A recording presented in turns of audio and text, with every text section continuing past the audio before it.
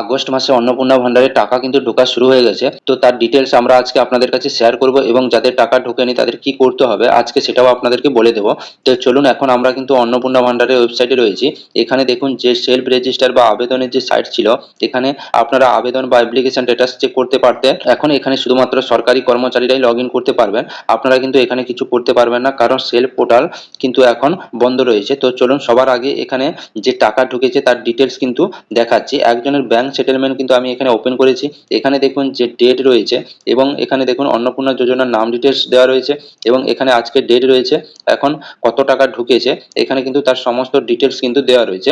এইভাবে আপনারা আপনাদের অ্যাকাউন্ট স্টেটমেন্ট চেক করুন, করে সেখানে আপনাদেরকে কিন্তু দেখতে হবে যে আপনার যে এখানে কত টাকা ঢুকেছে এবং অন্নপূর্ণা ভান্ডার ঢুকেছে কিনা।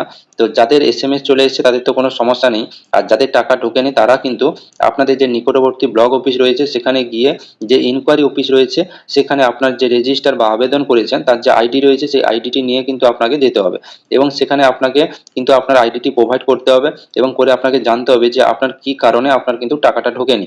তো আপনার সেই স্ট্যাটাস যে চেক করেছেন আগে, সেই স্ট্যাটাসে ইনকোয়ারি আন্ডার প্রসেস বা কারোর কিন্তু অ্যাপ্রুভেল ছিল কিন্তু এখন টাকা আসেনি, তো সেই ডিটেলস কিন্তু আপনাদের ওখানে গিয়ে কিন্তু শেয়ার করতে হবে আপনার নিকটবর্তী ইনকোয়ারি অফিসে গিয়ে। তো ওখানে জানালে কিন্তু ওনারা চেক করে আপনার টাকা না আসার কারণ কিন্তু ওনারা কিন্তু বলে দেবেন।